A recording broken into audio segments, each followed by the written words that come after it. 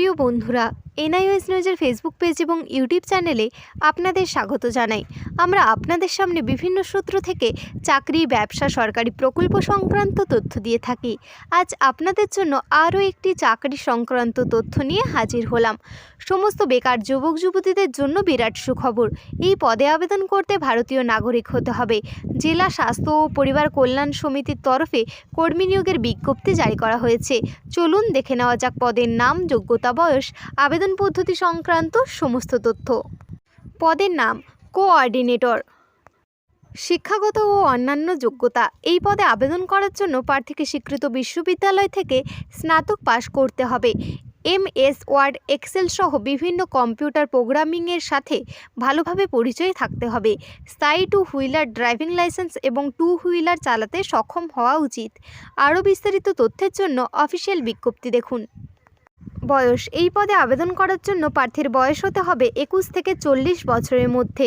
বেতন। এই পদের মাসিক বেতন 26,000 টাকা।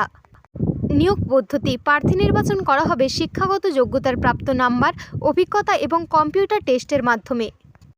আবেদন পদ্ধতি। উপরিক্ত পদগুলিতে আবেদন করতে হবে অনলাইনের মাধ্যমে। 1. বিজ্ঞপ্তিতে দেওয়া নির্দিষ্ট লিঙ্কে ক্লিক করে আবেদন করতে হবে। আপনাদের সুবিধার্থে আবেদনের লিঙ্ক নিচে দেওয়া হলো। 2. আবেদনপত্রটি যথাযথভাবে পূরণ করতে হবে। অসম্পূর্ণ আবেদনপত্র গ্রহণ করা হবে না। 3. আবেদন করার সময় প্রার্থীকে সিগনেচার এবং ছবি আপলোড করতে হবে। 4. যথাযথ আবেদন ফি জমা করতে হবে। আবেদন ফি সংক্রান্ত তথ্য নিচে দেওয়া হলো। আবেদন ফি। জেনারেল প্রার্থীদের 100 টাকা আবেদন ফি জমা করতে হবে। সংরক্ষিত ক্ষেত্রে প্রার্থীদের 50 টাকা আবেদন ফি জমা করতে হবে। আবেদন ফি জমা করতে হবে অনলাইনের মাধ্যমে।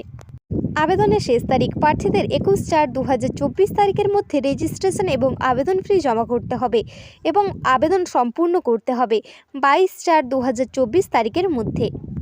এই নিয়োগ সংক্রান্ত বিস্তারিত তথ্য জানার জন্য আমাদের অফিসিয়াল ওয়েবসাইট দেখুন, যার লিঙ্ক ডেসক্রিপশানে দেওয়া রয়েছে।